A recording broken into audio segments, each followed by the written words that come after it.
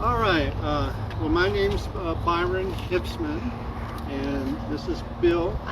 I'll be your tour guide this morning. Bill, he's the sweep. His job is to keep you guys all together, and you'll wander off and get lost, but keep you together and we'll move as a group, okay? Because we're limited on time, we have a lot to see and a lot to cover.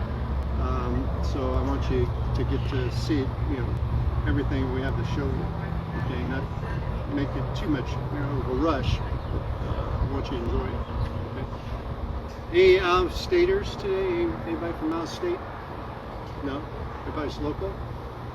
Carson area? Carson. Where are you from? Vegas. Where? Vegas. Vegas? Okay.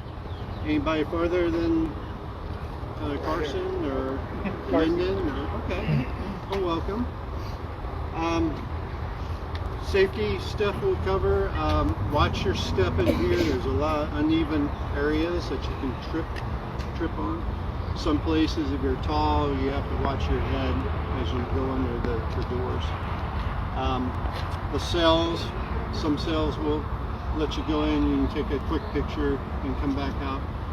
Don't mess with any doors because most of the doors we have are secured where you can't close them, but some doors, if you can close them, we don't have keys to all the doors, so it might be a very, very long weekend in here before you can get out, so you don't want to mess with the doors.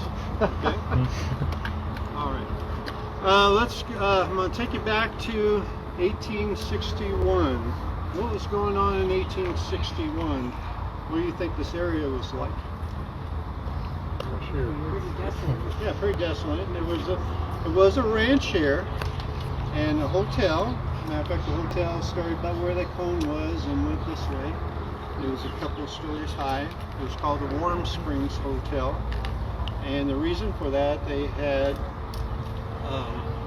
some warm springs here. And you see a little Warm Springs pond right there. And on the property, they had some other springs that are covered up today. But this whole area is Warm Springs and runs all the way to Reno area. So it was owned and purchased by Abe Curry. I'm sure if you guys live around here, you know the Curry name.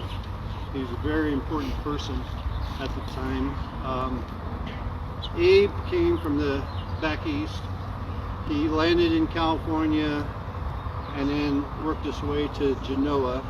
He invested in real estate and so forth. He was a business person. He was out to make money, so that's why he came out here. He landed in Genoa thinking he'd buy some real estate there because a lot of immigrants and all were passing through. He didn't like their prices, so he worked his way out this way. And now this was all Utah territory at the time. Okay. So he found this area through here. It was over 1,000 acres that he bought, turned into a ranch, and built a hotel. So people would come here with horse and carriage. I got a picture of it. What it looked like then. It's this top picture. And they can come here, relax, vacation. They had some hot springs here they could stay in. So you imagine driving up here in a horse and carriage. Oh, wow.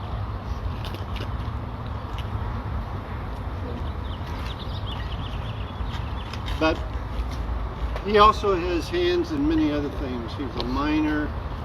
He was a businessman. He had the ranch going. And one of the reasons he bought this area because it had a quarry of sandstone. And you'll see that in the back here. They were mining sandstone, and so he made money off of that. Because all the important buildings in Carson City, the Capitol, the Attorney General's building, all the government buildings there are made out of the sandstone, just like this prison is here. So it all came from this quarry. Some of the homes and churches too, back in Carson, were made from the sandstone. So he had, quite the business going on. So in 1861, they had a group of people who were considering a state, turning this into a state of Nevada. So they came out here in December of 1861, and they met at the hotel to discuss. They were a territorial legislative group to discuss forming a state, and they decided, what their plans were going to be. And in 1862, they went ahead and they leased, made a deal with Curry to lease part of his hotel as a jail, because they decided, well, we're going to of his ranch from Curry, and to officially make it, a prison. And this was the first asset that the state owned. So that's part of history. You're not just visiting a prison here. There's a lot of history, a lot of firsts that took place here that we'll talk about. But you're standing on where Nevada began, right here, the very first asset. So the hotel was still here. They decided to, approaching the 1920s, to build a more permanent structure, which they added this section here. This is the admin section here, and it went back. You'll see later how far it runs back, and that was built in the 1920s. And then a few years later, in 1928, they added this section here in the Sally Port here. Okay, this. Where it's the courthouse now, that was a Sally Port that was built. Who knows what a Sally Port is? I know that he does. Because he's retired law enforcement. And so am I. I'm retired from San Diego. But never worked in prisons. I just put people in prisons. But anyway, it was a Sally Port. And a Sally Port's a secured area. So you bring, back then, they brought people in. It could be a horse and carriage, and eventually cars or trucks. But they'd pull in there, they'd have a gate that would open up, pull in there, close the gate, and that's a secure place to transition the prisoners into the prison system. There's an exit door, which you'll see later, that goes into the prison yard. So that's what Sally Port is. Later in the 1960s, it was converted into the chapel. And then in the 1980s, it's converted into a courthouse, a courtroom that you see here today. They did that because it was easier and safer to do probation hearings and all right here on site than to transport prisoners into town. Okay. Now, back in the day when, in the early years, Fifth Avenue ran right behind where the fence is right here, right behind this guard shack. Of course, this guard shack wasn't here. This was built in the 1960s, but this guard shack they put up. And Fifth Avenue was right there, and that was just too close to the prison. So they eventually moved Fifth Avenue over to where it's at today to get it away from the prison. Because in the early days, they didn't have all the secured fencing. They didn't have security. The prisoner could just walk off, if they wanted to.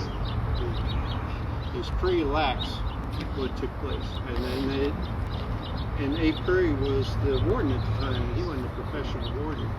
Nobody was. But anyway, in 1864, they decided whoever lieutenant governor was going to be of the state was also going to be the warden, because that's the way they could pay the warden, tied into lieutenant governor at the time. So that's what they did. That little house or structure there, it's just a pump house. It's there. There's some cottages. You see one of them right back there. They got 4 or 5 of them. That's where, in later years, some of the staff worked. I mean, they lived there. Who worked here, they lived there with their families. Let's see what else. That's about it. Any questions on what we're talking about right now? Can we take a peek at the courthouse?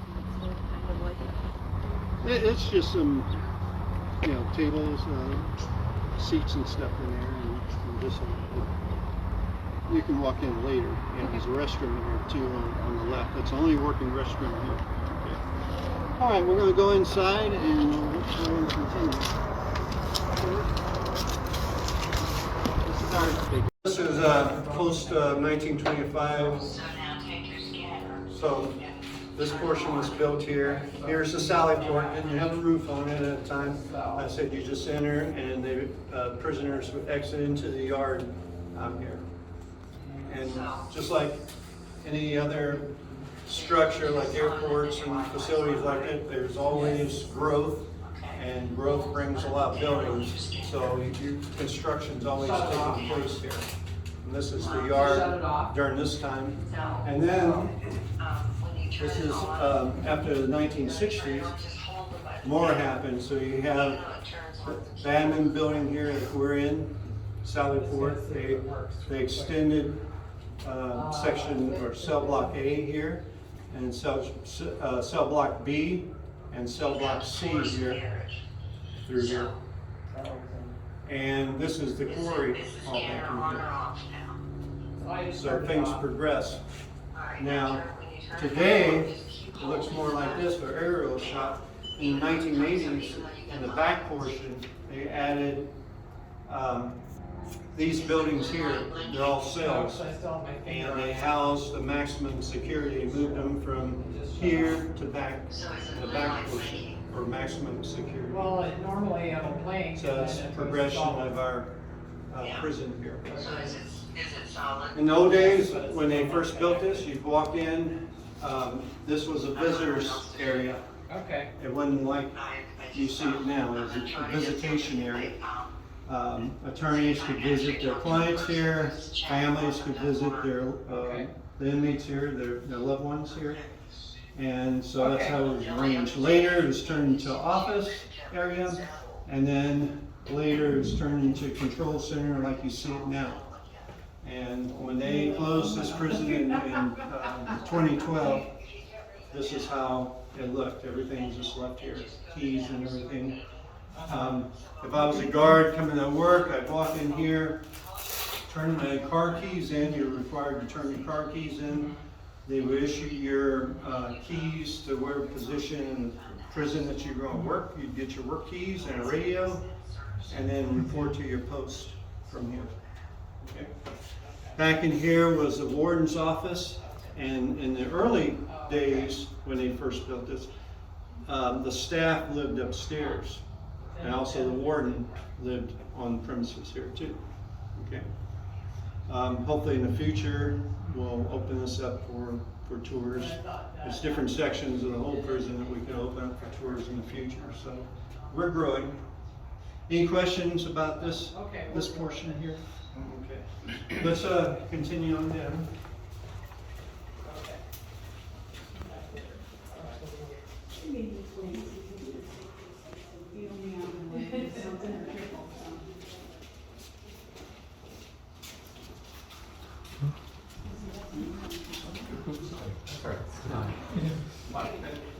We're all going the same way. Yeah, we're going the same way. Hope we don't get lost. I don't think so. Bill's behind us. Yeah, they're keeping an eye out. Okay, in 1928, cars were coming about, and this, as you can picture, was a lot of equipment in here, if you can picture it, and it was the first place where your state license plates were made. And so they had big machinery in here, and the inmates would make the license plates in this room. That was in 1928. Okay. In the back portion, they would have a small workout area where the inmates could work out at the time. Now, as things grew, population of cars expanded and so forth, they outgrew this space. They moved it from here to the back section, and you'll see that later.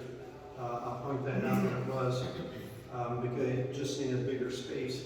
And they turned this into the visitation area. The table is out here, so the lower risk inmates could actually visit with their families here. They'd come in here and be a room full of people. A couple of guards would be watching to make sure no contraband or hanky-panky was going on in here. Behind the wall here, for the high-risk inmates that had visitors, they were behind the glass, secured glass, and used the telephone to communicate just like you see on TV. This artwork was done by inmates, They were very, we had some that were very artistic. And they did all this artwork here. And also in the back, this became an area for the children to play in back here while the parents visited. So roam around here real quick, take some pictures if you want. Look through here behind the wall, and we'll continue out in the yard. We're turning this into, this is under development, so every time I come in here, there's more stuff added where you walk through and see different things. So they're working in there, got some good pictures on here, like I said, every week it's experience.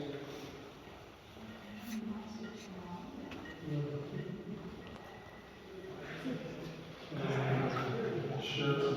What's it?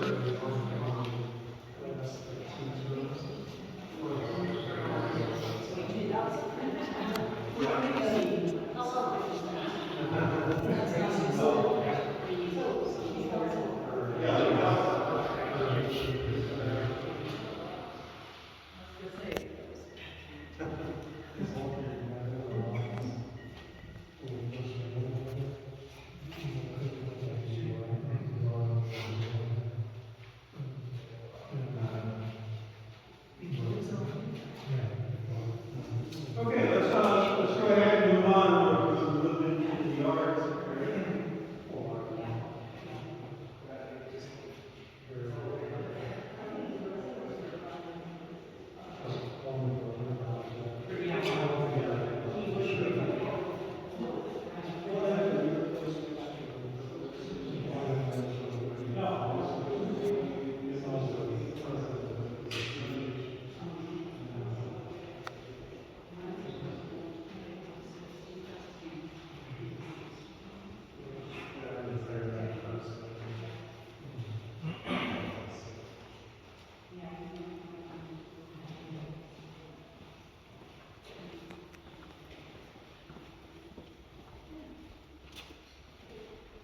The tour ends in the gift shop, you'll be able to come back in here. Okay, Yeah, because there's a lot to see in here. we need to go, Marty. Oh. But right there where the gift shop was, that's where the tour is. Oh, they come back.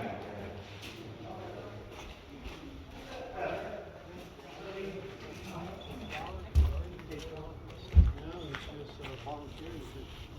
You know, keeping these weeds and stuff down, that's a major chore.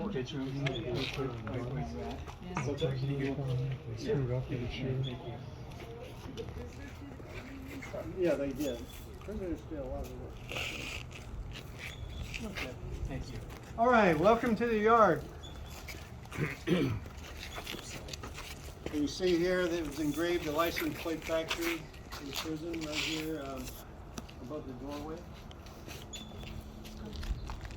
Now, after this was built, they have classrooms upstairs and stuff, so this was more of an educational area of the prison. So different rooms and different classes and all were taught up there. This is the original portion right here that was built. Once the hotel was torn down, they built this structure out of the sandstone that was actually mined here. The prisoners did all the mining of the sandstone that took place here. And they had a general contractor who actually was contracted to do all the building of the prison. Contracted it. This was added on, let's say, around 1920, 25, the section here up to where the stairs are. It was still 2 stories. The staff lived upstairs in the early days. Later it became a mattress factory. And there was different ways that they made money here. And one of the big ones was a mattress factory. So they manufactured all the mattresses for prisons west of the Mississippi. So it was just strictly for the prisons. And so that's where everything took place here. We also had a shoe factory here for a while. Really didn't make any money, but it went on for a while. They had arts and crafts that inmates made and sold throughout the years. So there's different ways that they made money out there. This, where the cages are now, was enclosed And this is where the office or control room was. When it wasn't inside there, it was out here. That was taken away. It was moved inside, like you see it today. And eventually, they had some prison dogs here, and the dogs weren't well trained, and the guards weren't trained well to handle the dogs, and the program didn't work out too well. So the dogs would end up biting anybody and everybody, you know. So that was a short period of time when they tried dogs here. So the wardens scrapped that program, but that's why you see the chain link here. They used to keep some of the dogs here. Oh, really? This was a Sally Port, the original Sally Port that you would walk through, because when they built this, you know, they didn't have anything else around in the early days. So you walk through here. If the guards, if they report to work, when they just had this building, they would walk through here. And any prisoners back then that were brought into here came through the Sally Port right here. We'll be coming through here at the end of the tour, exiting through here, so you'll see what that's like. There's a memorial here to veterans. There was a lot of veterans that were inmates here. So against the wall over here, this was a lot nicer back then. They kept all this up, had flowers and everything. So the inmates did all the work and maintenance. In the 1940s, you know, this other section where the ladders or the stairs were added, there's 2 stories. The infirmary was there. They added the upstairs in the 1950s, and that's where they housed a handful of females, because they did have female inmates, just a few of them, and they were housed up there. To exercise, they would exercise up on the roof, and that became a conflict with having females exercising out there, looking down on the males down here exercising. So that was a conflict that they would have. But the infirmary was moved to the upstairs here, and that was a problem because if someone got injured, and they did have a few injuries, you'd have to carry the person up those stairs into the infirmary. In the 1940s, they had this other cell block that runs to about where these stairs are here, and that's cell block B, and it was nice 4-story tall. And then the last section from where stairs to the end, that's cell block C. That was added in the 1960, around 1963. So what was this one? Was this one added? That was in the 1940s. Yeah, that was the cell block B. Okay, so they had this, and then they had 40s, and then they added the top part. Yeah, in the 1950, around 1955, they added this top portion here. Okay. So like I said, there's a lot of changes and, you know, progression as the population grew and so forth. They had a lot of movies that were shot here. Innocent Man was the most popular one I talked about, and the Penitentiary was shot here too. The Penitentiary has some scenes of the license plate factory at the time. We'll get there. We'll get there.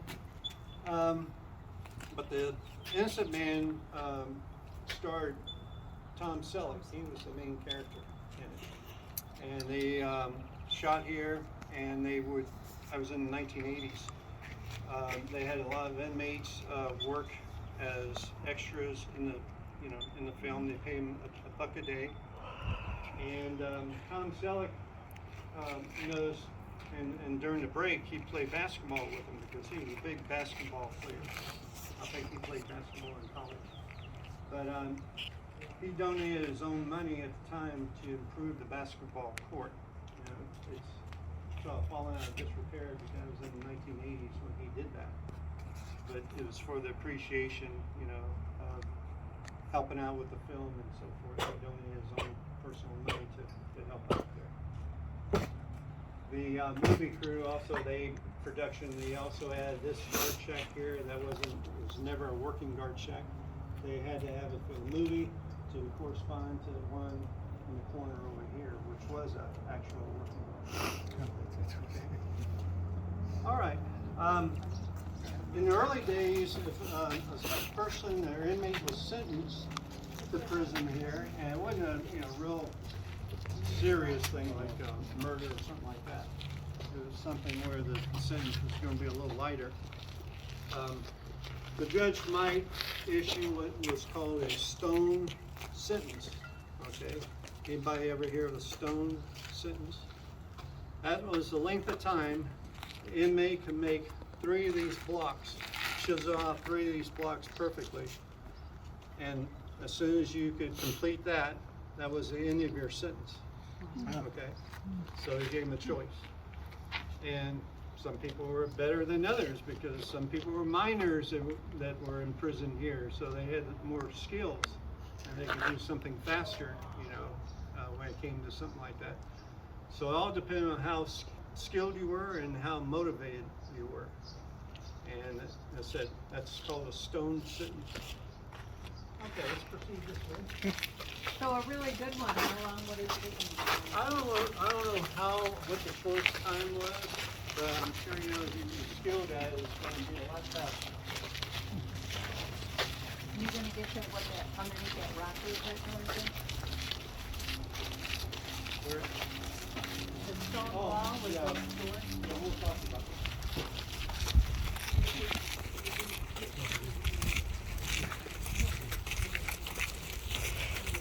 This is the exit from the sally port. This is where the prison would be when we put the sally port in, would be introduced. So that was the first sally port, Yes. this was the second? Uh-huh. Yeah, this was the second. They'd come in here and be introduced to the prison yard. Here they had a racket handball court right here. And then I want you to notice, see the elevation up there? That was the elevation of this whole property. This was all mined from when Curry was here. It was all mined down to this level. And all this was dug out through here. And then they made this room here. There's a large room that goes back in there. And it's used for different things throughout the years. It's mainly used to store fruits and vegetables that they used here because it was a constant temperature in there, pretty cool. They also used it throughout the years.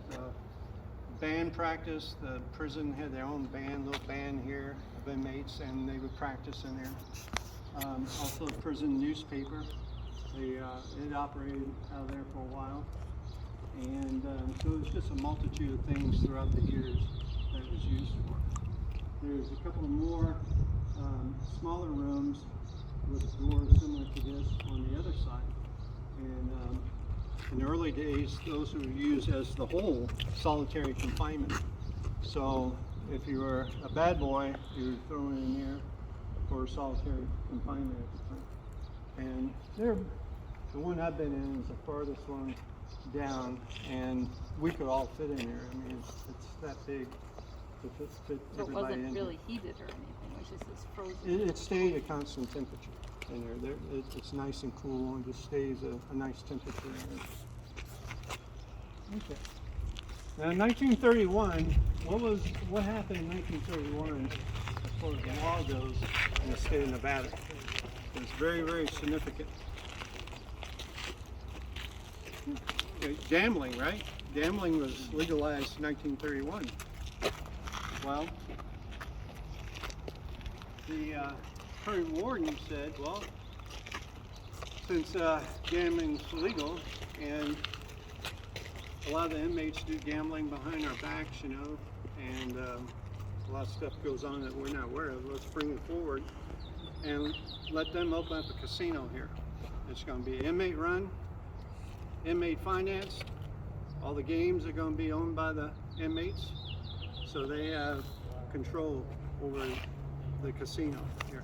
That building that I pointed out in the photograph, that was a long, narrow building that ran this way, in this direction here. And part of that building, they let them open up the casino. Now, they had card tables, they had crap tables, they had roulette. They bet on races, games. I mean, anything they could bet on. They had everything but slot machines in here, so it was quite the operation. That went on for over about 35 years, and it's a very successful operation. Okay, like I mentioned prior, when they would hire a warden after this became actual state property in '64, you had to be lieutenant governor and you became a warden. Well, those guys, they never, you know, took care of a prison. They didn't know anything about running a prison. They were car salesmen, they were politicians, they were ranchers, they were miners. You know, they were appointed lieutenant governor, they were automatically a warden. So a lot, you know, mistakes were made, and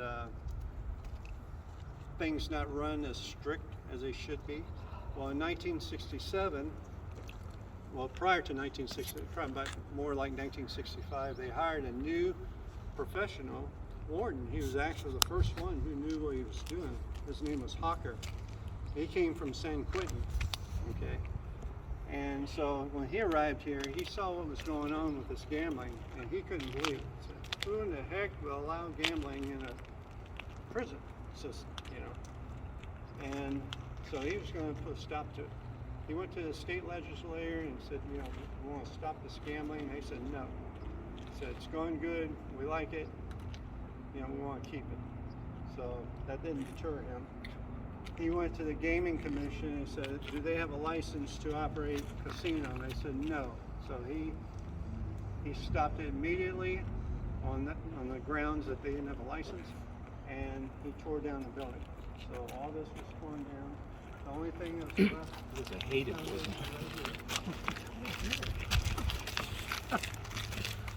Hardcore. All report. You could the get half. important portion of it, you know, they used the other portion for other stuff. Okay. Here we have to get a picture of it. So I'm sure he wasn't a very popular warden at the time, because you know, it's something that they were enjoying, and you know, learning how to manage money and stuff like that. They didn't use real currency. They manufactured, they minted their own brass coins here. Well, so they have to give them job skills and all that? Yeah, they wanted to, you know, teach them to manage money. So it was little brass coins that were manufactured here during the whole time, and that's what they used to exchange, you know. But it had to be everything run by the inmates. Okay, that was the deal. The prison wasn't going to supplement anything. Matter of fact, they helped the prison, you know, with funds. So it seemed to work fine, but it all changed in '67. So they tore this down and they started construction of this building. This is a culinary. This is where they, like a cafeteria. Who's hungry? Anybody hungry? Let's go see what they have to eat.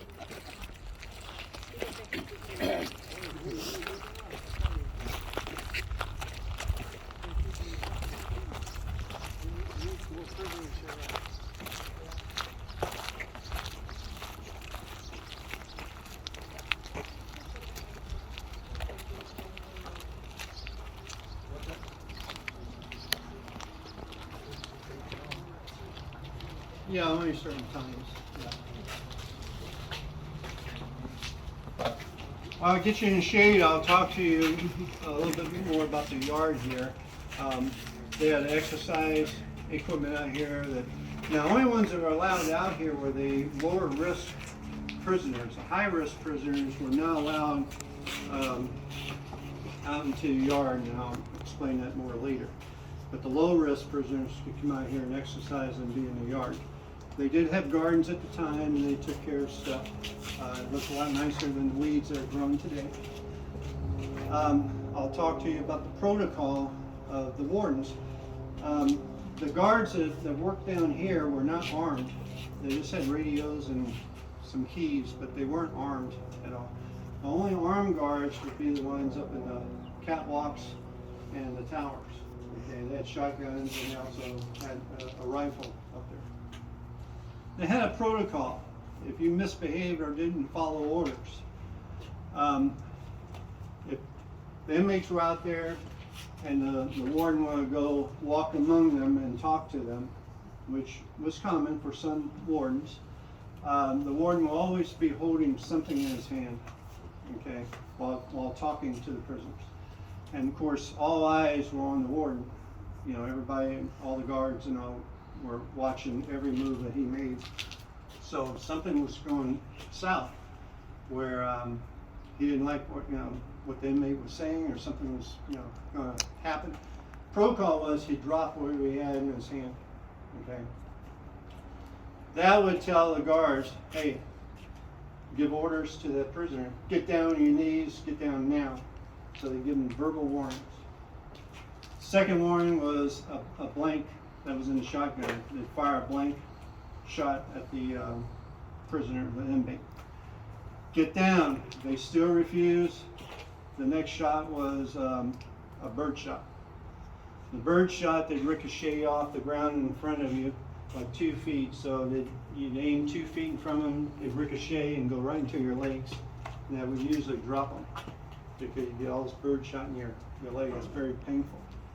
The third round, if you still were a problem, was buckshot. And that could be a fatal shot. Okay, so they didn't mess around.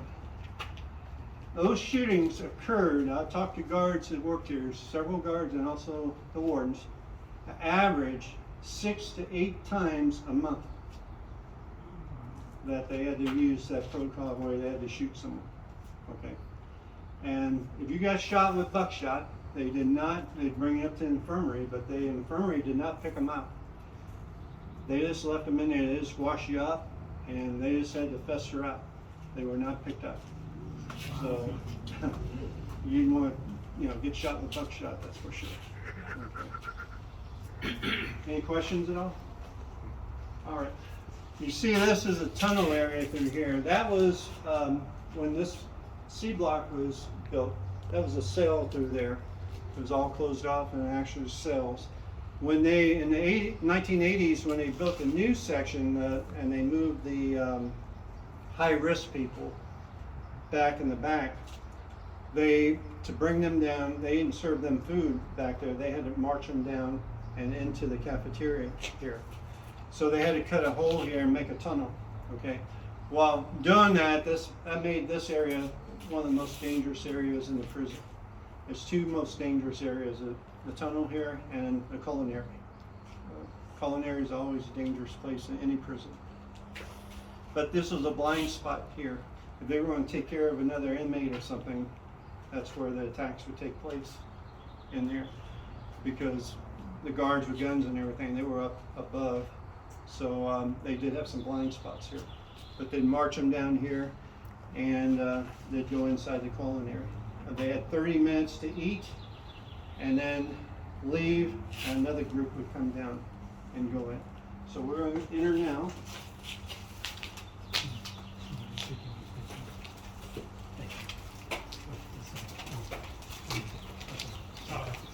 No problem. When you come in here as an inmate,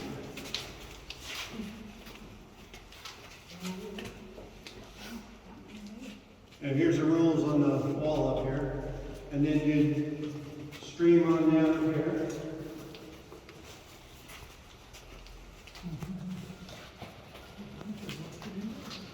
More room up here.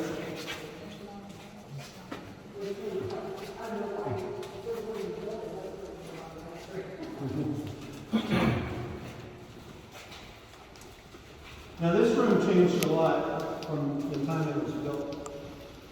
It says construction took place in '65. They just had tables and chairs in here. And that became an issue with loose items in here. And you can see how many this can hold in here, quite a few people. So what they did, they eventually got rid of the tables and chairs, and they went to this system here. Everything's tied down. Okay.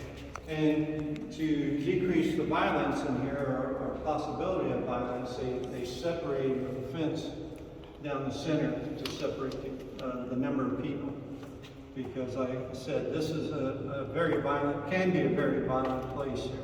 They had a couple of murders take place right where you're standing, where a couple of inmates attacked another inmate with a knife and killed him. But another major change here was they had tables here, and the inmates would cook the food and also serve the food. Okay, so they were here, and you'd be coming down with your plate, and they'd serve the food. Well, what's the problem with that? It's favoritism, right? Because you see who's serving you, and I can see who I'm serving. So if I know you and friends with you, you might get a few more potatoes or something, you know. So by the time the last group eats, you might be running out of food. Okay, so it's a big issue. So they came up with the idea of this blind server. It's a very smart idea. It's called a blind server. So the inmates would be, who's serving you would be behind the server here. The inmate would come through here. He can't look in. He looks down and get yelled at the guards. Because they had a guard in this tower here with a gun who can monitor the inside and the outside. And they had a supervisor right here who can monitor things. So they come here. That way I can't tell who's serving me, and he can't tell who he's serving. Okay, so you get your food, get the same amount of food, come on down. And this was the actual menu the last day that they served food here. So it was breakfast, lunch, dinner. That kitchen back here is a well-equipped kitchen. It was a big kitchen. And during its time, operation, it was modern stuff. But that's what they had. And in the 1980s, I talked to the warden who got me involved in this.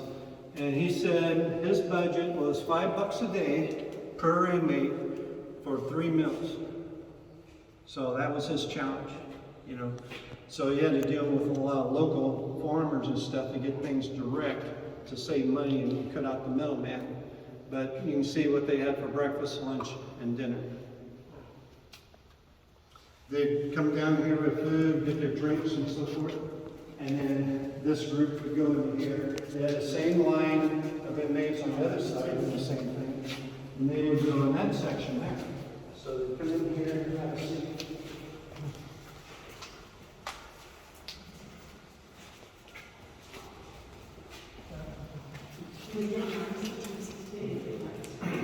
Then go.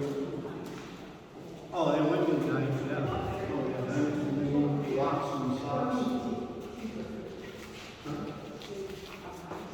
No, their utensils would be minimal and probably plastic. Now, it was very important for the wardens to monitor who was sitting together, because that's what tells them who's running the place from inside. Because we had all the gangs here. We had white gangs, black gangs, Indian gangs. Cubans were here in the 1980s when Castro emptied his population into the U.S. A lot of prisoners across the country had to take them, and they had that population here. So Hispanic gangs, every gang that you can imagine was actually here. So when you're in prison, it's so natural to form cliques. You know, so you'll have certain people who will always sit together and talk and so forth. So a warden has to be aware of that, who's hanging together and what's going on.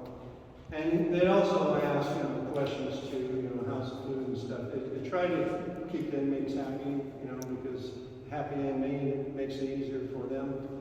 So to get feedback on stuff. That particular warden in the 1980s, he said he would allow the families to come eat with him on major holidays like Thanksgiving and Christmas. They would splurge, get turkeys on the regular fixings for those holidays. And the families could be in here with inmates only during those holidays to do it. So that's how they roll here. So any questions about the culinary? It made it easier, by allowing families in during certain times. Yeah. Well, the inmates appreciate stuff like that. Right. Yeah, you have to sort of keep them happy. You can't be a hard fist all the time. Then you have riots and all kind of issues. So a good warden will find out what's going on.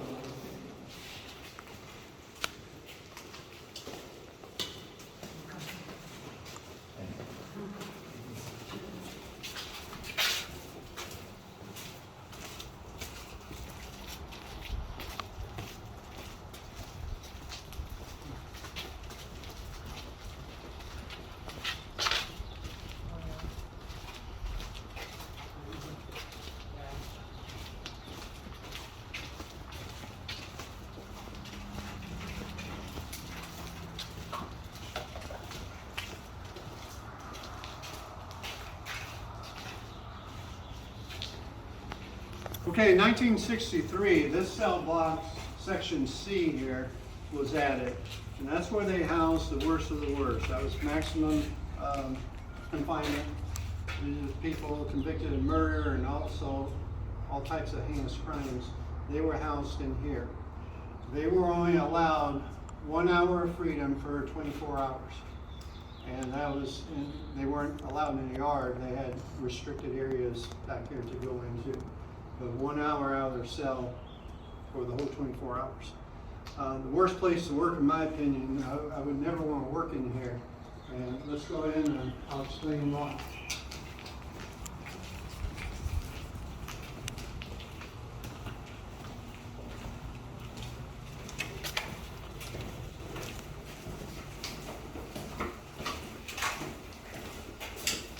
These are all manual.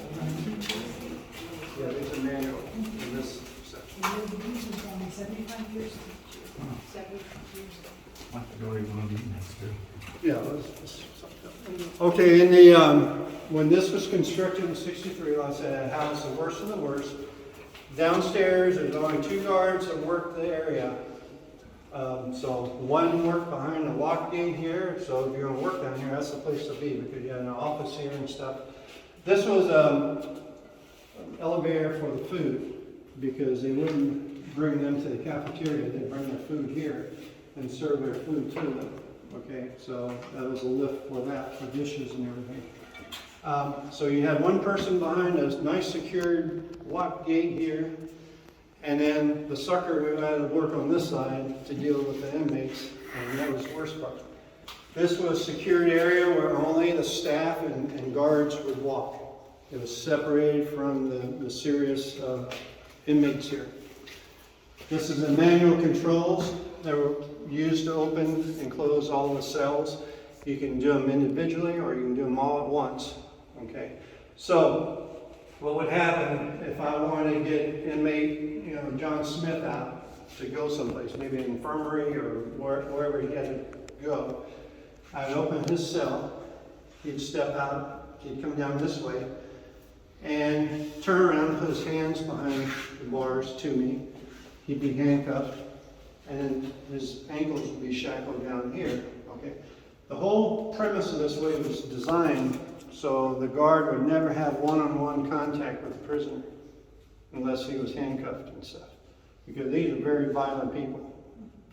So handcuff him, and then they bring him out the side gate here, and then he'd be escorted to wherever he needed to go, and then returned. So that's how it worked. Okay. They used a manual system. This was very dependable because if electricity went out, this still worked. Some places they did convert to electronic controls, but again, the guards liked this because this was, very, very, very reliable at the time. Grievance box, they did install grievance boxes, so they had what they call kites. It was a nickname, it was just a form, and inmate could fill out if they had any type of grievance or complaint. And this was picked up by someone in the staff, collected on a daily basis. They had them in all the areas. And they would actually go to the different, if someone complained about the infirmary, it would go to the head of the infirmary. So it would go to the department heads and they would go through. And they would actually interview the inmates if it was a valid, legitimate complaint and just not whining all the time. Because you had the whiners and you had some people who never complained, but when they did, it was a valid complaint, So they did take it seriously. So how did they put stuff in there? Put stuff. Open and close one? Yeah, you guys. How did they how did they get their grievance in the box? Because there's no hole back there for them to put it in. Oh, they just, yeah, this Oh, it's is right it there? right here, yeah. Okay. They just put it in here, so they can file. And it's called a kite because they said, well, fly me a kite. And what they do is make a little airplane out of it and, and send it down. So they said, well, send me a kite, you know, that was a nickname. Can you open and close one of those doors? We will upstairs if we have time. So we're going to go on down here. Now you can see how big or small these cells are. It's a single cell per, or a single inmate per cell, as you can see. Okay. You notice there's an extra room, a half room. The original cell, when this was constructed, was this first wall to the wall where the bed is. So it was very narrow. And in the 80s, the lawsuits came about where they said the cells are too small, something needs to be done. So they had to take the next cell over and break through the wall and take it out. So now it made a bigger space for them. So what you see now satisfied the courts, so they had a bigger space. So that's what you see. Now, another thing that happened with the warden in 19... This is a shower here. This is your typical shower that they have. In 1980, I said when they built the maximum security cells in the back, well, this became more of a minimum security area in here. And the warden came up with a program called is to adopt a puppy. They raised dogs here. The inmates that were assigned to this area, they were assigned a dog. They were responsible for training the dog, feeding the dog, you know, total care of that dog, and naming the dog. They kept a log of that dog every day. Okay, so they had more freedom. They could bring the dog in here. They could bring the dog out here. They could exercise their dogs. So they had more freedom to come and go in and out because they were trusting more. That was an excellent program because he said racial tensions really lowered. He said it didn't matter if you're white, black, or Asian, or whatever. It didn't matter. They all had the same goal, was taking care of that dog. You know, and they'd raise that dog to a certain age, and then it would be put up for adoption. And we've had people come in our tours, oh yeah, my parents, they adopted a dog from here, you know, so a lot of adoptions took place. And the warden did the same thing with the Mustangs in the other prison, where they have the wild horses that were corralled and trained by the inmates and put up for adoption. Okay. All right, let's continue. Stuffy in here. So the way of You go out here and train and get their dogs out here if they want to. They could be, yeah. These could be, because remember, even maximum security, this is the only place that was safe for staff and all. Everybody else was locked behind these bars.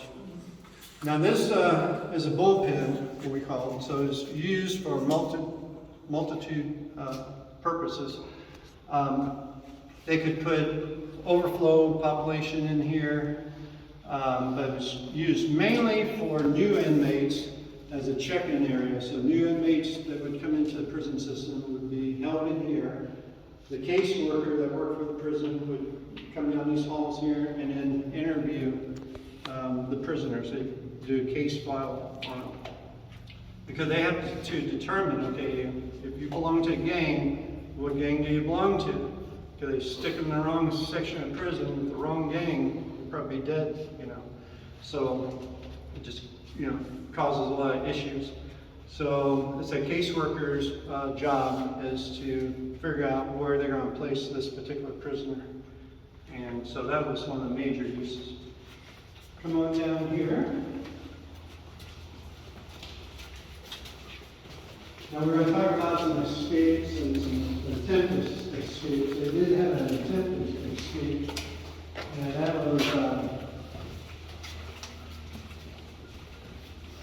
That was in 1971. They had an attempted escape here.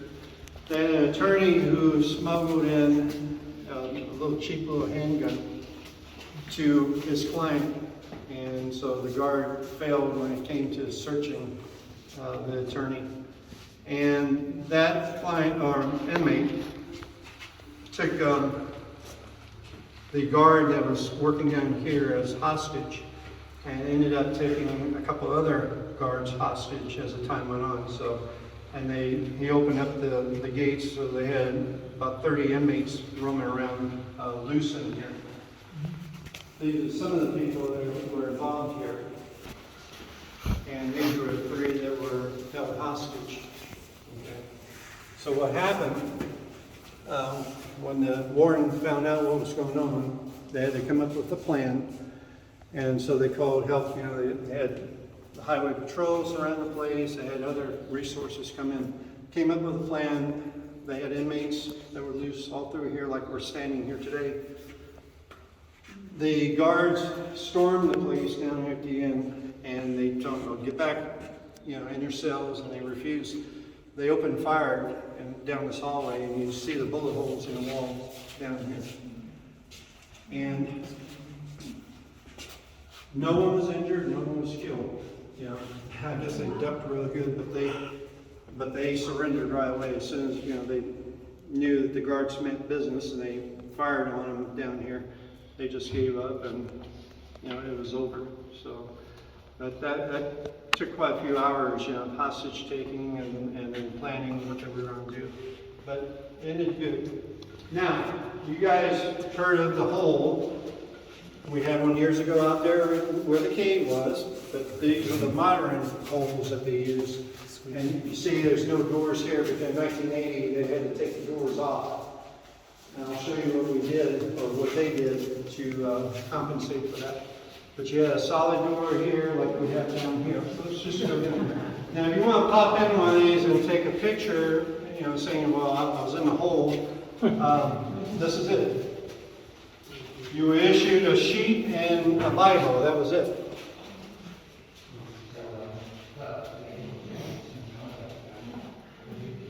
So it actually used to have it all closed. You couldn't see out. Yeah, it's closed like this. Get claustrophobic.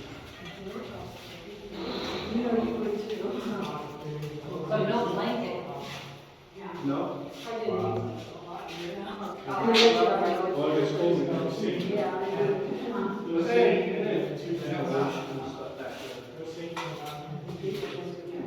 Okay, in the 1980s, again, as a result of the lawsuit, the judge ruled that these were inhumane because we found this door in a scrap heap, and they did it and put it on. And this is what the door looked like.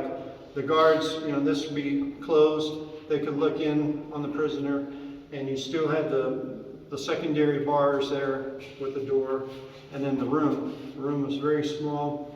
So when you close this, and you close this, only light coming in is a little bit of light here. Okay, they could turn off the lights inside if they wanted to. So in the early days when they had these, it was up to the guard to determine the sentence. So that was a bad thing. You pissed off that guard, he might keep you in there for a week, 2 weeks, 2 months. It was up to that guard. Okay. In the 1980s, they passed a law where you couldn't be in here more than 14 days. That was the max. And it was up to the warden to decide, not the guards. So the warden would decide how long the inmate was going to be in here. And there's quite a few here, like 19 or 20 of them in here. So this was a pretty busy place. So they didn't mess around. So if you were bad, that's where you spent your time. Now, what kind of disease did we have in the 1980s that was scaring everybody? It's AIDS, right? TB? Yeah, it's AIDS. Now you can trap them. Okay, you're locked in. We'll see you Wednesday. Okay. It was AIDS. Okay, so nothing was known about AIDS then, and it was a scary thing. So when the courts made them take off these doors, well, the guards weren't protected because these guys were throwing feces at them, food, stuff like that, you know. So they came up with this idea of replace the doors with this plastic. So that would allow light in and also protect the guards. So that's what they did. And this was the diet that they fed them. So usually it's the stuff that was the meal that could have been made in the cafeteria, but they blend everything. Made like a smoothie. And that's what you were given. But that was the solution. It was a pretty smart solution because it did accomplish the goal of letting the sun in and protecting the guards.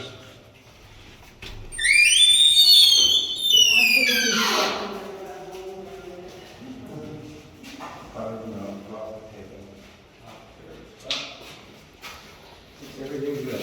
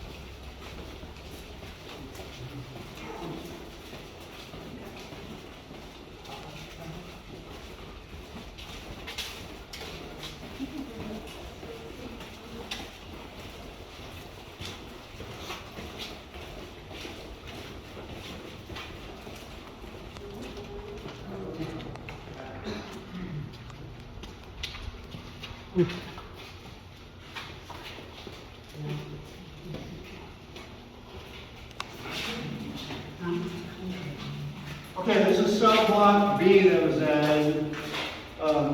This was all just office area, sergeants and everything, supervisors had.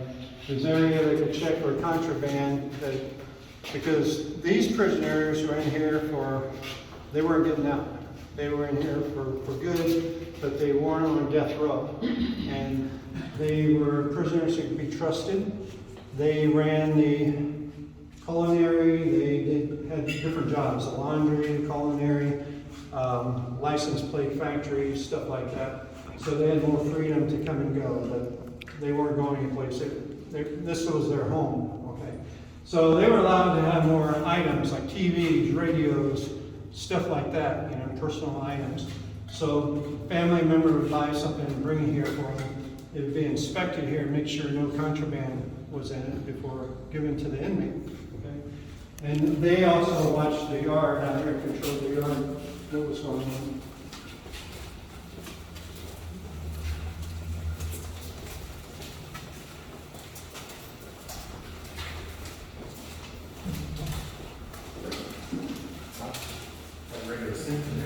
Every yard in, only the same. There's 2 inmates per cell. We share a cell. Round 1 is finished down here. Bunker. So you said just 2 minutes or so. That's tight. How come these cells aren't bigger like those? Well, they are a little larger. Is it for 2 people? Yeah, it's for 2 people. But they did have more freedom. They were in and out. Now, everybody had to be back in their cells by a certain time. I think it was around 6 p.m. when they had roll call, you know, for everybody, the cell checks to make sure everybody was behind bars. But anyway, you'll see when you come up here how things were laid out. You had a top bunk, lower bunk. Below the lower bunk, you had 2 yellow containers, plastic containers, each one for an inmate. And that one inmate could put his personal items in that one plastic tub. And it had to fit in that tub, otherwise you couldn't keep it. That was the only place, that was your closet, okay? You'll see the rectangles up on the wall, there's 2 of them. That's the only place where you could hang a picture. a family or whoever you wanted to. That's where you would hang it. So each inmate was assigned one, okay? And you can see they had TVs, they had radios and so forth. They have clear backs on them so they could be inspected visually. And they also had seals on them, so if the guard saw that the seal was broken, then he knows, well, someone got in there and tampered with something, okay? So, like I said, these people were more trusted, and so much as to run some of the things here, like I mentioned. But that was life here, and they would end up dying here, you know, most of them. And it was very sad. If one inmate died, they were like family. So it was a very sad day for them if they did die here in prison. Here's the typical shower setup that they use.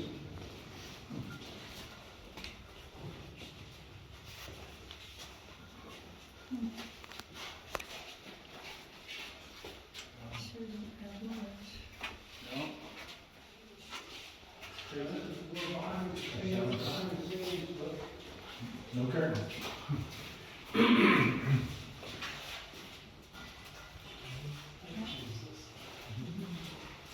This is called a pipe chase. And every floor of every cell block has one that goes down the center, just like this. Okay? So there's a catwalk, and you can get to the plumbing, you get to the wiring, and so forth. But it was also neat if you suspected that a guard or an inmate or two were planning something. This is a good place to eavesdrop on because you can hear what they're talking about. So a guard could go down here and listen to conversations going on. So it was like eavesdropping area too. But mainly used for you know, electrical work and plumbing and so forth that would take place. That's called a pipe chase. Okay, now we're going to get ready and go upstairs to the execution area chamber. So just watch your steps. There's a couple of steps, and watch your head. Let me bring you up here first. Let me go up.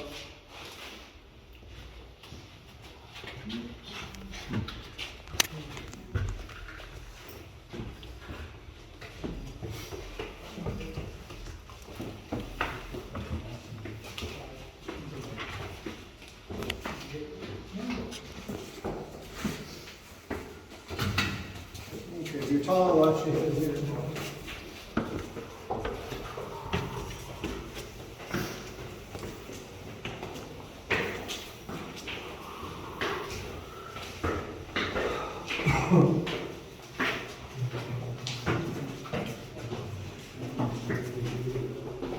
Just line up over here.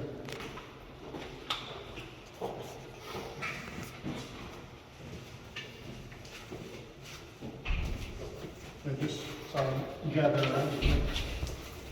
Everybody in here.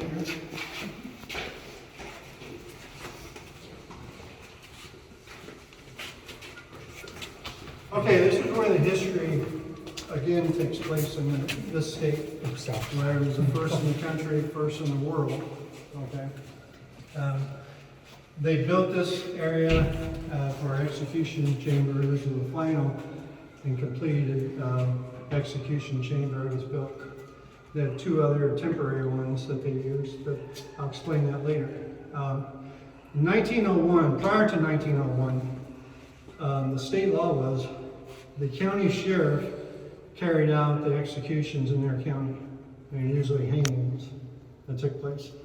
After 1901, the law was passed that all executions in this state had to take place here, no place else.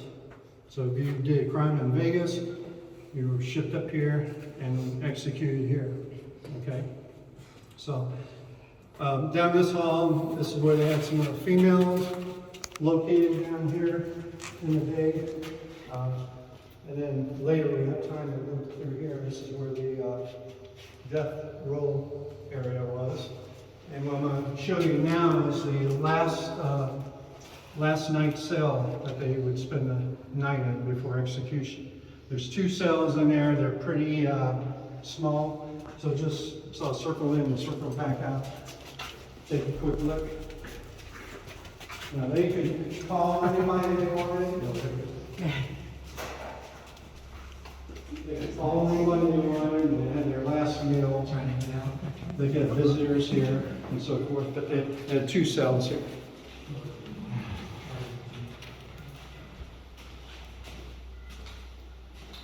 Take a quick look in here. So where could they call from? Where could they call? They had phones at the time. Yeah, there's always a red phone there, and the government office, and so forth. When they had a visitation. This little room in here, as you see, that's where throughout the years they could administer chemicals and different things and observe stuff from that room there.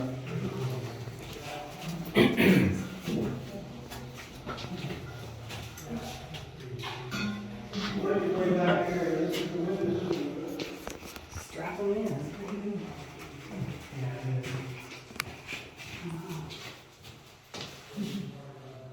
Getting the glare.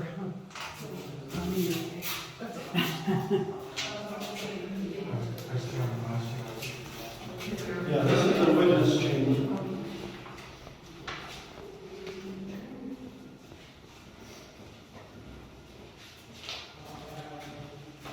Let's filter in here, guys.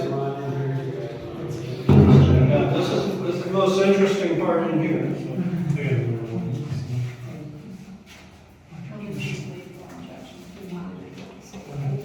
Okay, this is what's called the witness chamber in here. This is where the witnesses would come.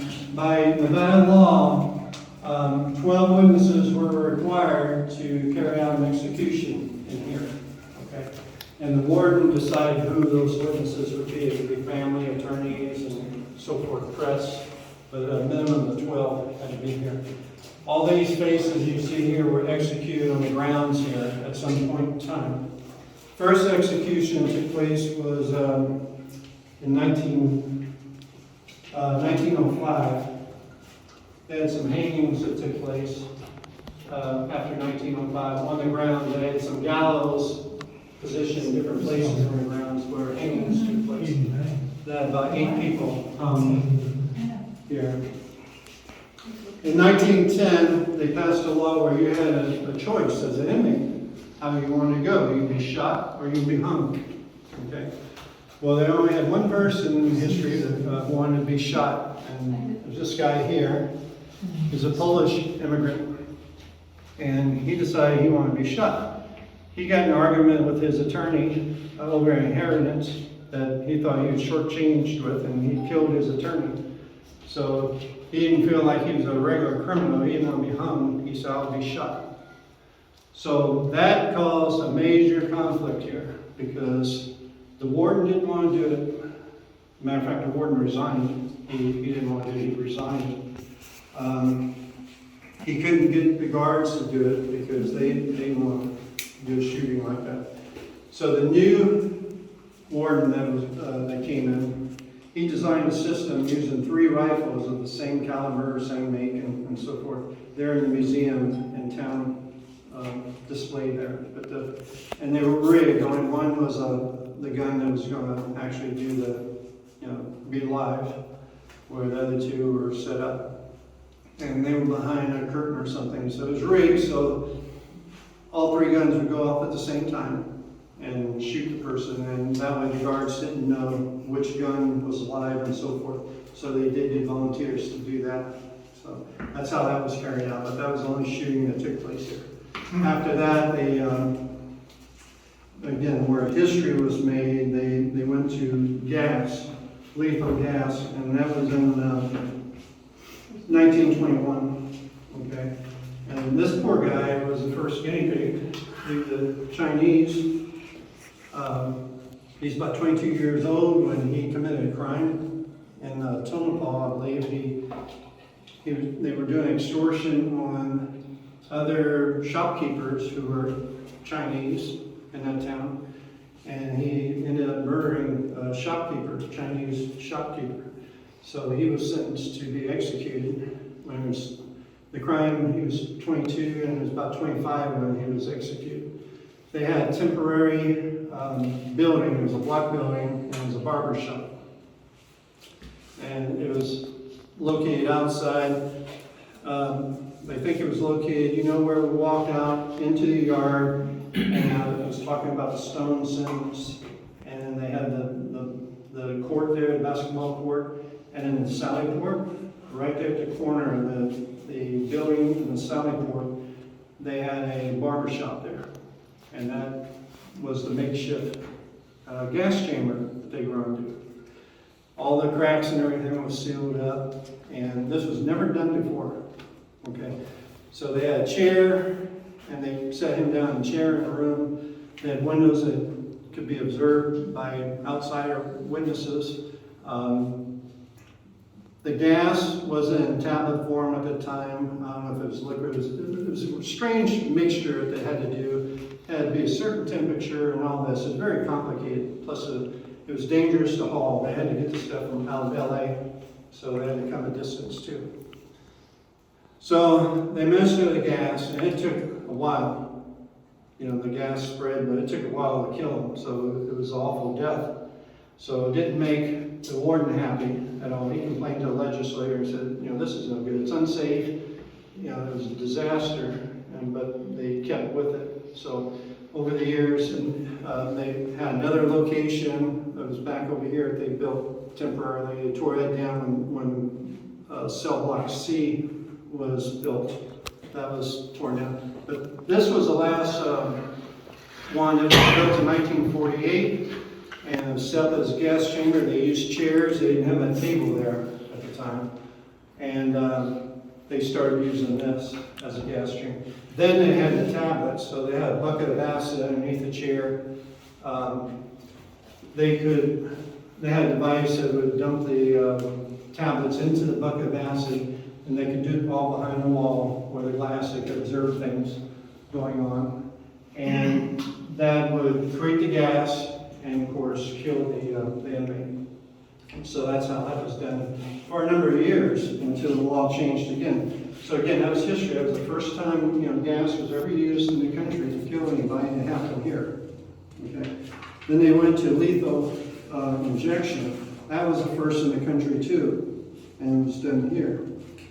So that was in 85 is when the first lethal injection execution took place, and that was Jesse Bishop. I think he's over here. Yeah, he's a bad character right here. Oh, Jesse.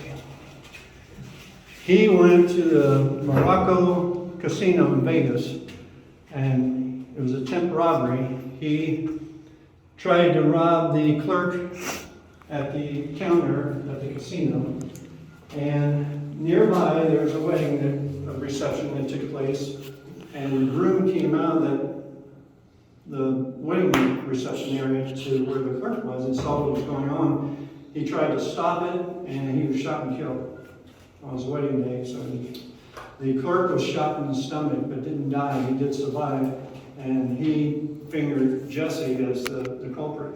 So because he did survive as a witness.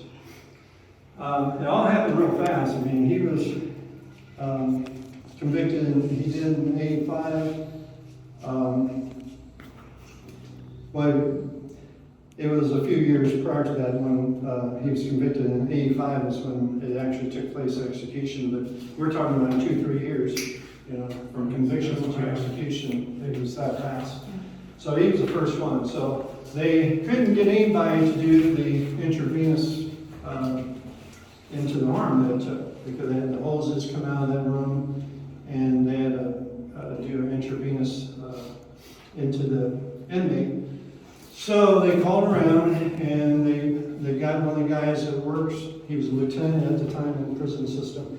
He had experience in the military doing it, because the doctor here was a female doctor, and she was a senior doctor here. She's been in this prison system for 30 years.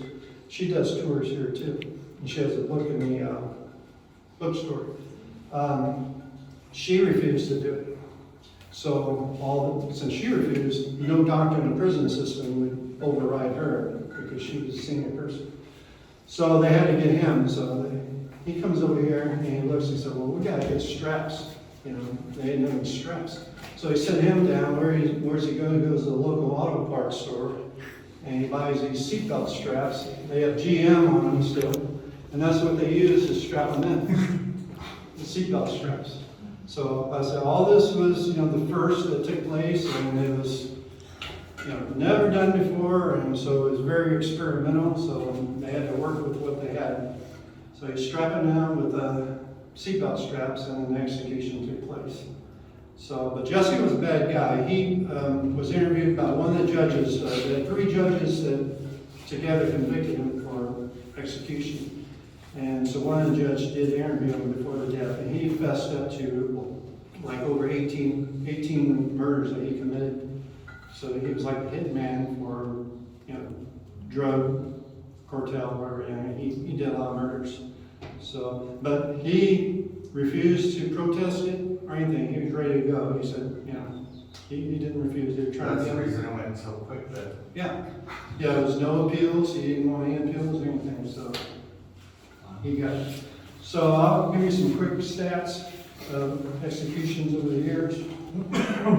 So in this prison, they had 52 total executions of all types: hanging, shooting, gas, lethal injection. And he never had an electric chair here for some reason. Let's see. Yeah, the first one I said was in the barber shop for the gas. And the last execution was in 1979 here. Okay. And this gas chamber here, they had 18 executed in the current gas chamber, which is this one, and 32 overall that were executed by gas. 18 took place there. What about that 2006? Where we found out?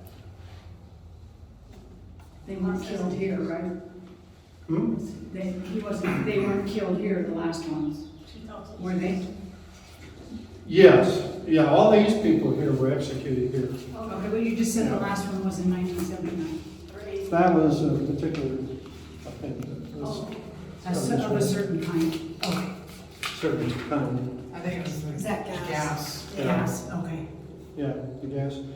Yeah, he was the last one. I think, 2006, Darryl Mack. That was Yeah. lethal So, injection. but all these people were executed here by some means. Did they sedate these guys for the gas before they gassed them? Yeah, What's that? Hey, do you know if they sedated them he just before was they gassed them? No. I don't think That's so. a horrible death. Yeah. Well, if done right, it was pretty quick, but the first guy, I mean, he suffered chaos, So, all right, let's continue down this road. I'll show you real they quick. did that for quite a while. It started in 1944. And then down to here, well, that was the guy.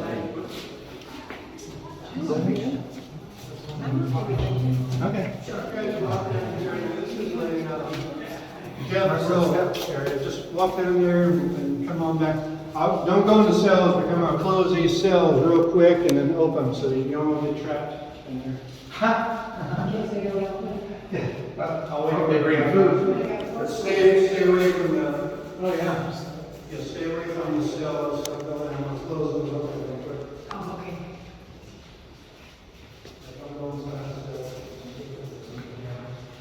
Okay, I'm going to close the door. We're going to stay back.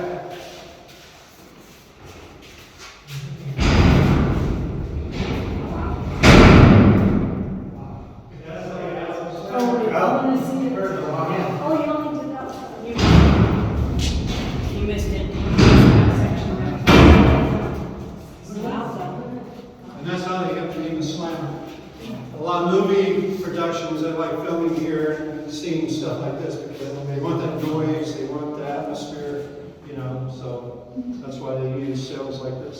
A lot of these guys are very artistic. They make drawings on walls, that you'll see. On some of them, like this number 6 here, I think that's the one. Yeah, if you come in here and just take a quick look, you'll see how good they were. Could you open and close? We were way down. Just did this? Yeah. I just stand in there too. Yeah. Yeah. Okay, watch out. There we go.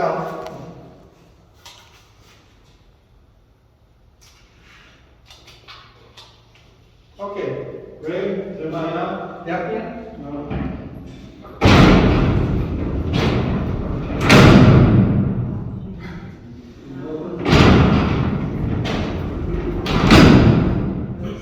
All right.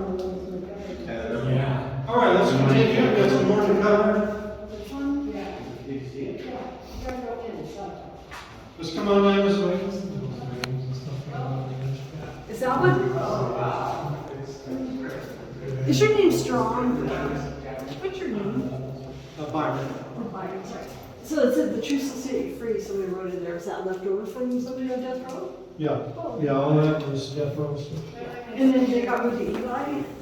Well, once this closed down in 2012, Ely was the prison where they did the execution. I don't know if any execution was ever carried out there. The moratoriums and all were put on execution for a while. I think I put mine myself now. I'm bad. So, did they all just go to different prisons when you were transferred out of here? Yeah. Some moved next door, which. That's close too now.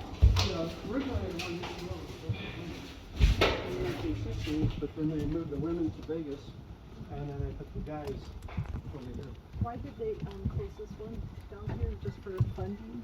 Over here, yeah, same thing, funding and all, which surprised me. It's a big surprise. We weren't expecting it. Because the last governor made that decision. So it's like locked like Yeah. high security, just like. Yeah.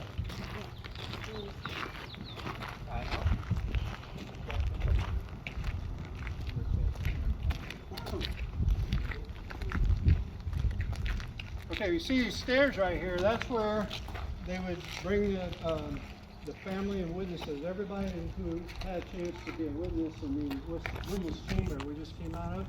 That's the stairs that they went in and came out. When the prisoner was executed, his body was taken down these stairs into a waiting vehicle here. Okay, so that's what those stairs are for. Again, this was section B through here. They put this the stairway on the other side of this ramp. They got this ramp, and on the other side the stairway goes down. It goes into a tunnel that goes to the culinary. So back in here, way back in the back, that's all the newer stuff, where the maximum security was held in 1980s. They'd march the prisoners down the roadway here, come down, and then go down those stairs to the culinary, then back. So prison guards up there could look straight down. They had catwalks up there in the background back there that they could watch the prisoners. They'd line them up. And so that's what took place there. There was a big discovery back in the 1800s here. When all this mining was taking place, they discovered a lot of fossils of different animals, hundreds of different animals. They had fossils. This was in the 1870s. There were birds, wolves, small type of horse, and other species. But in 1882, they discovered some big footprints. I'll show you what they look like. And they couldn't, there's big arguments over scientists what type of footprints, because these things were like 30 inches long and 13 inches wide, and there's just two. So you can tell it was a two-legged person. They thought it was some ancient giant human that made him, you know. So there's a lot of argument, and scientists said no, it came from a giant sloth. And giant sloths, you research them, they were down in South America, and they migrated up in this area like 5,000 years ago. And so they were up in this area, but they uncovered this in this area here. Big footprints. Oh my. And this is a giant sloth. So did they ruin them? They just mined them out? Or? No, they're preserved. Okay. Where did they keep them? Well, there's a cave in here, okay? Everything was discovered in there. There's a YouTube video that was made in 1980s with the warden that I'm familiar with, and he takes you inside the cave, but the state declared, well, it was unsafe, so they wanted it shut down, and so he was disappointed, so he had to close it off to preserve things. But one day what we want to do is have it protected in there where tourists can go in there and see these things, and it's protected by weather. So one day it will become true. It just takes money and time. But he was ordered to close it off. But you could go on YouTube and type in fossils found at Nevada State Prison, and there's some video showing it. So pretty interesting. But those footprints, they made castings of them, and they brought them to the World Fair in Chicago. And that was a big hit. And once that word got out, people from all over the world want to come here to see all these fossils. So they were very popular at the time. So did they keep the fossils in the Yeah, museum? everything's protected. Oh, they're all in Yeah, it. What that's year all did they they stuff. find them? That was in the 80s. Yeah. Well, the first ones in the 1800s. The later part of 1800s, they found Those some. big ones. But bigger ones they found later because that was in the 1930s when the Chicago Fair, sometime in the 1930s. So they found them before that. But then they actually closed this off in the 1980s. What they did, because he was the warden there, and he had to shut down. So it disappointed him big time. Did they have a big party when they closed this place down? No. This building here was the new or the newer license plate factory. So they moved it from this small room to over here, and the brown metal building straight ahead, that was a gym for the inmates to use. This white building here was a library that they could use. And I said they had multiple cells back in the back that were strictly for the worst of the worst back there. All right, any questions about this area? And where the air conditioner is here in this ramp, this is where the infirmary was moved to when this was built. It was moved from that horrid place up there on the other side where you had to climb all those stairs to get to this location here. It was all air conditioned. They had x-ray machines in here, everything that was needed they had in here. All right, let's go on down.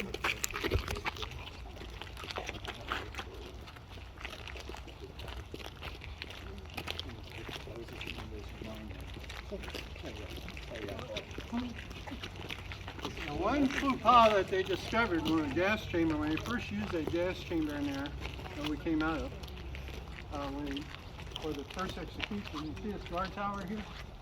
Well, if you notice in a gas chamber, there's a place where all the air in the chamber is expelled. There's exhaust there and it expels it out in the atmosphere. Well, it almost killed this guard up here because the wind was blowing this direction, and he got gassed up there. He was getting sick and so forth. So, it taught them to not have the guard up there. Well, this gate's open because this big gate is always open.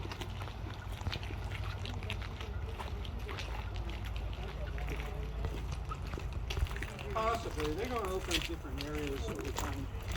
But they just take some time. So we just started second unit,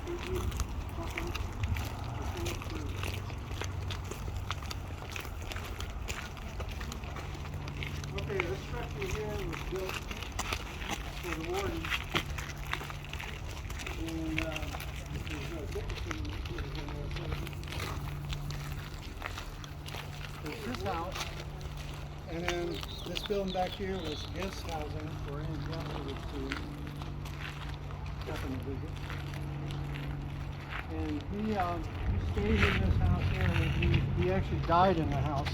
He was injured from a fall.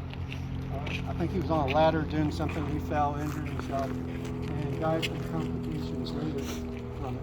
What, a construction worker? No, the warden. What year was that? That was That house has got engraved in it like 1932? yeah, it was in the 1930s.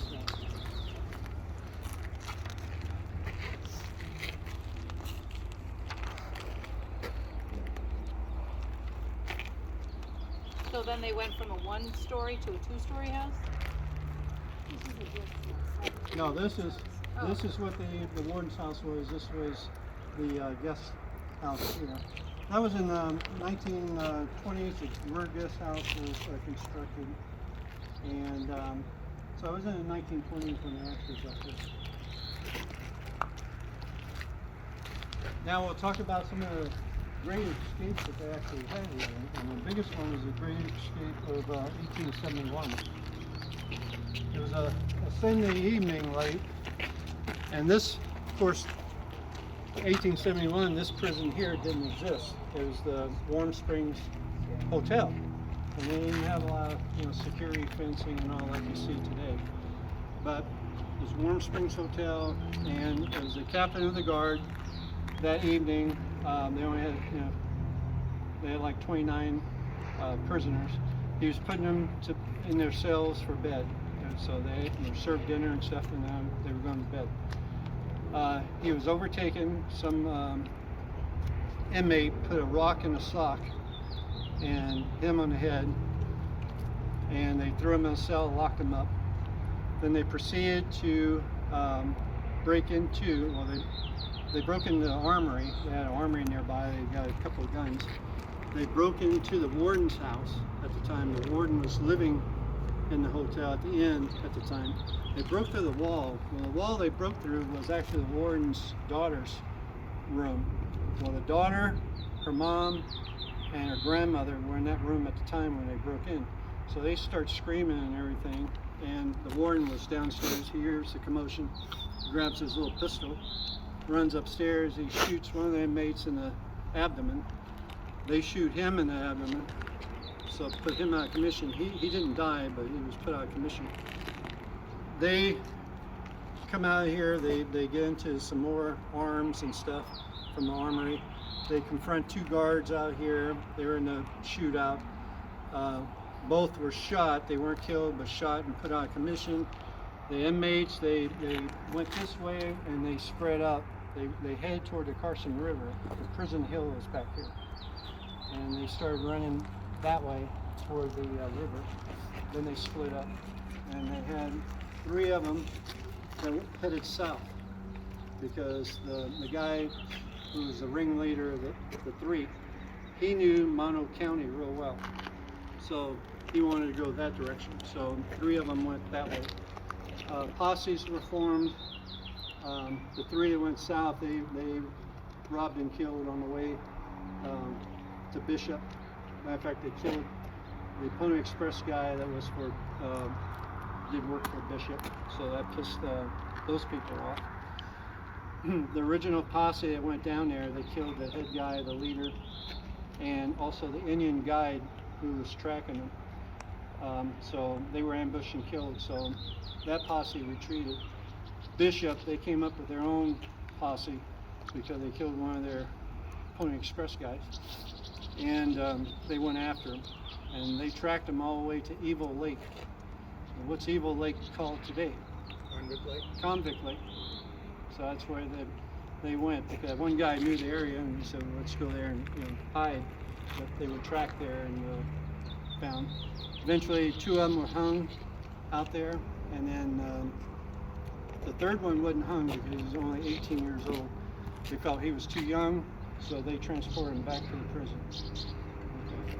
So that was a big escape of 1871. Now, my other favorite escape, which is a humorous one, happened to this poor guard who was new. He was, I call him a rookie. But the inmate was Leonard Fresto.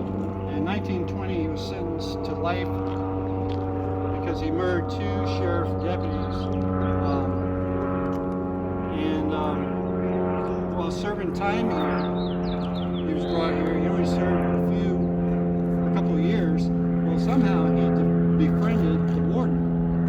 He was a good inmate, and the warden trusted him. So his warden, Denver Dickerson at the time, he decides to have Leonard be his chauffeur.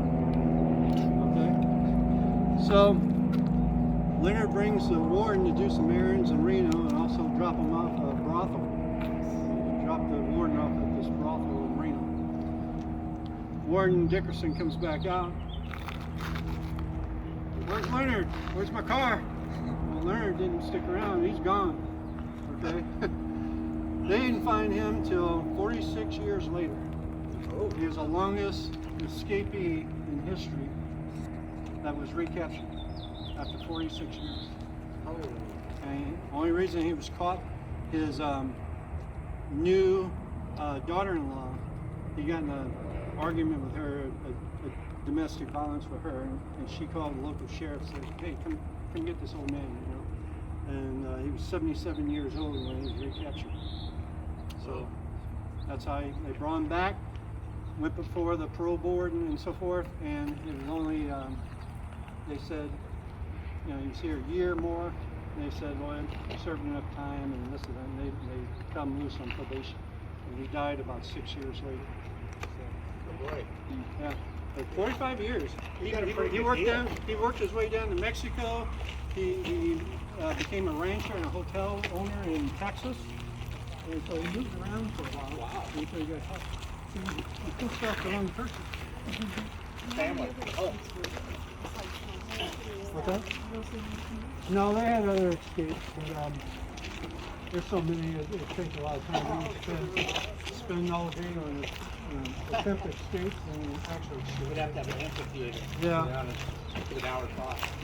No drilling through the walls or anything. No, nothing like that.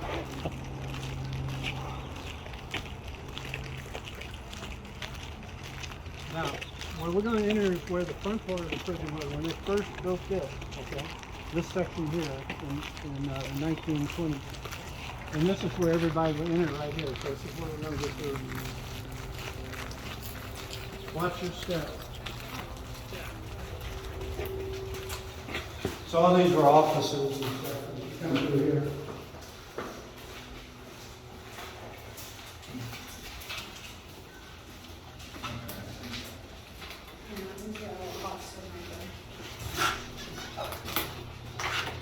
And that's the sally port right behind you for the walkthroughs. So if you're working here and or a prisoner coming in, being introduced to your new home, that's where you would come to. And then, voila, you're in prison. Reality. And we're back. Okay. Any questions at all? That ends our tour. We're going to go back through here and we'll end up at the gift shop. So there's some good books in there. The best one is the one of the doctor, Behind Bars, or Our Time 30 Years Behind Bars. Yeah, that's the doctor. So she had some good stories to tell. So, Okay. any questions at all? Or okay. Well, thank you. Well, I appreciate Thank you guys. very much. Yeah, thank you again. You're welcome. Have a good day. Thanks. You too. You guys enjoy your tour. Thank you. Yeah.